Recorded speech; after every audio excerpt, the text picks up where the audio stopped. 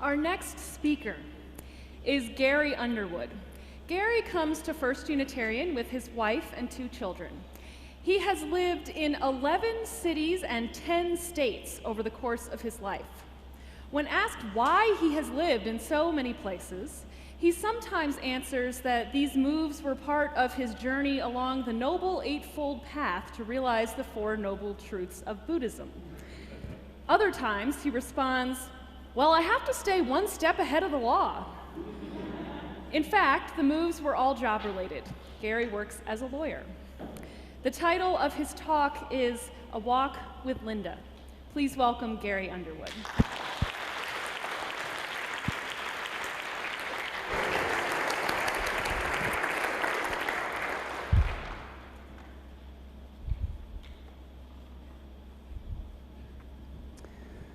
In a small rural town in Middle Tennessee in the late 1950s and 1960s, a young girl by the name of Linda suffered from severe grand mal seizures associated with epilepsy.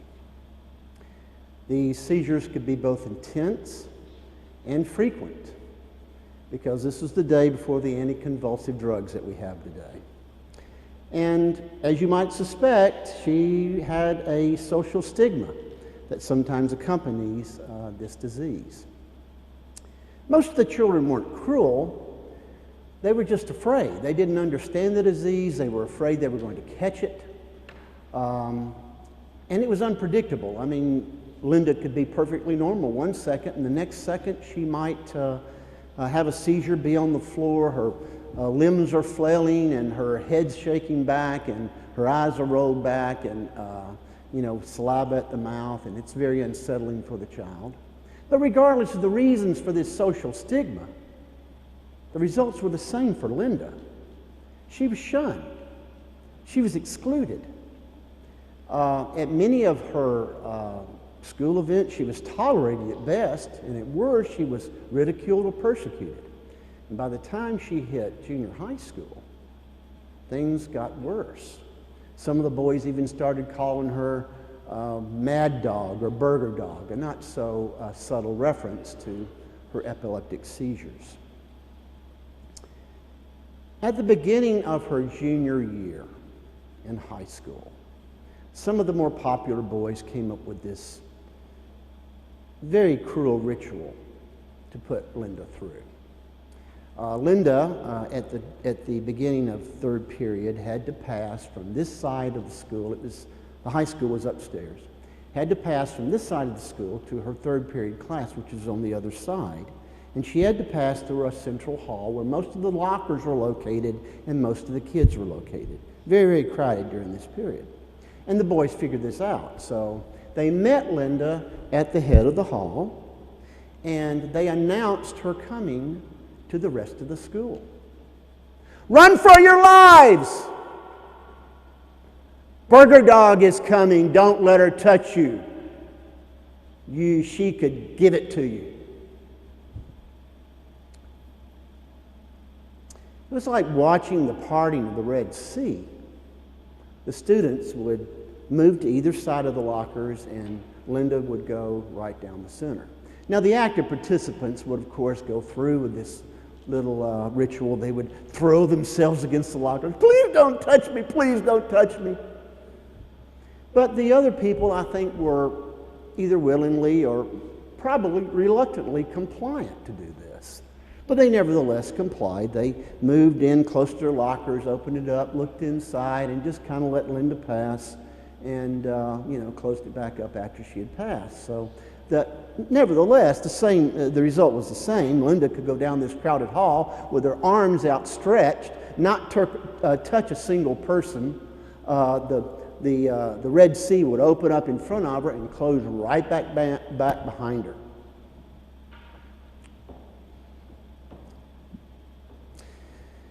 Linda tried to laugh this off. She would say to the boys, "Oh, you guys are being so silly," and she might even try to touch one of them. But you could see in her eyes the pain that this carried for her. You could feel the weight of this humiliation on her heart. This was This crossing of the Red Sea was no holy event. It was no funny Monty Python sketch. It was no humorous high school skit. It was a ritual designed to be degrading, to be cruel, to be viciously demeaning to this poor girl. There was a boy that had just turned 15. He was new. He was a sophomore in the senior high school, so he was a low-run kid. And he saw this ritual, and he was appalled. He thought to himself, how can you do this to this poor girl?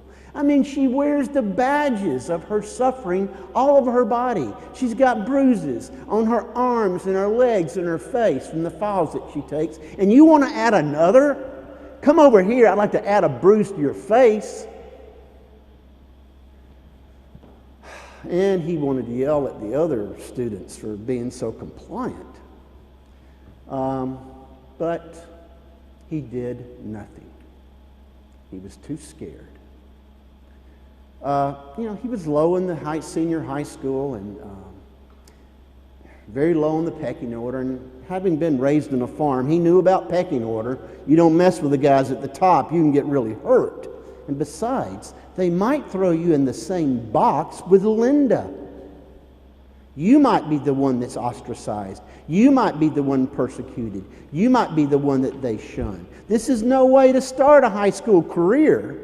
This is no way to start your high school experience, being the pariah of the school. It was something to think about. It was a daunting prospect. The following Tuesday, I think it was, Linda again faced the Red Sea, and it was third period.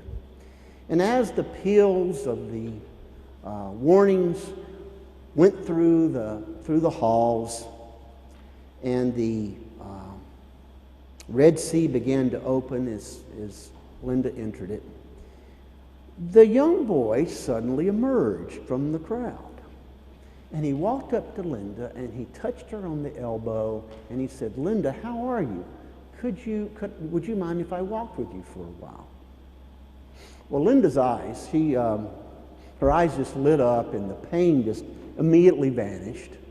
And she, but she didn't act with in a fawning way or like there was any great surprise to this. As a matter of fact, with great aplomb and great poise, she very graciously accepted the invitation as if it were no surprise at all. This is a normal course of business. It's not such a big deal.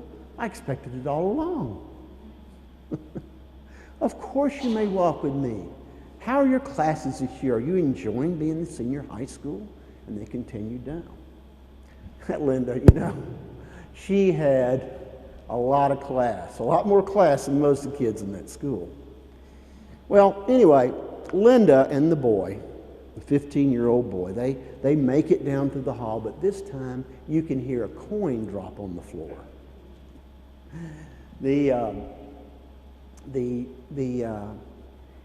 There's just not even any discussion.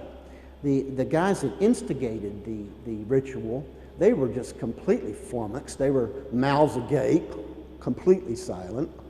And the people that were, over their lockers, usually doing this, and all of a sudden they don't hear anything. They're doing double takes when they see the two walking together. So the whole place is quiet. And in 20 short seconds, just 20 seconds, Linda and the 15-year-old boy crossed the Red Sea together without a word of derision or ridicule. As far as I know, the ritual of the Red Sea never occurred again. Now, this didn't solve all of Linda's problems with the social problems with epilepsy. Don't get me wrong. She still had the social stigma problems. But I never saw her so publicly humiliated again. Something about that walk with that boy held up a mirror to those students' faces, and in the reflection they saw a little bit of Linda's face and their own.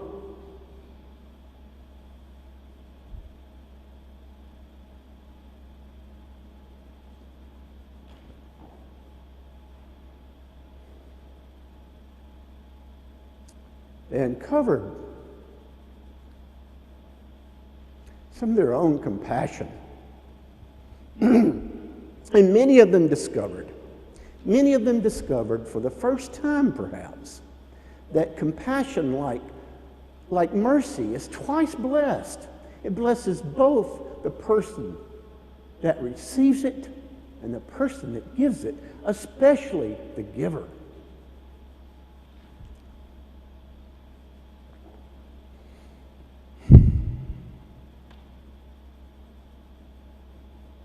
You know, as much as I hate to say this, I don't know what happened to Linda.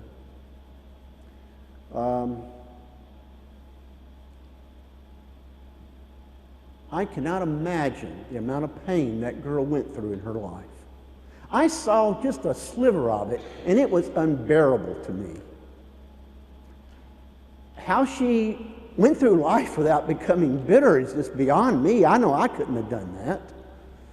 And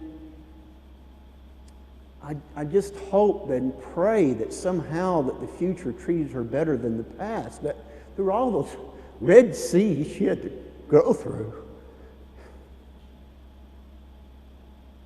somehow she reached a land of greater promise.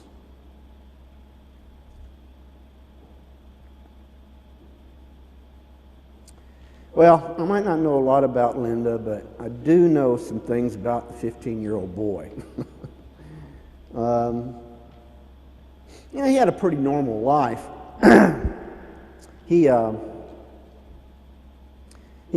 graduated from high school, he graduated from college, and graduated from a good law school. Married a wonderful wife, and had two wonderful children.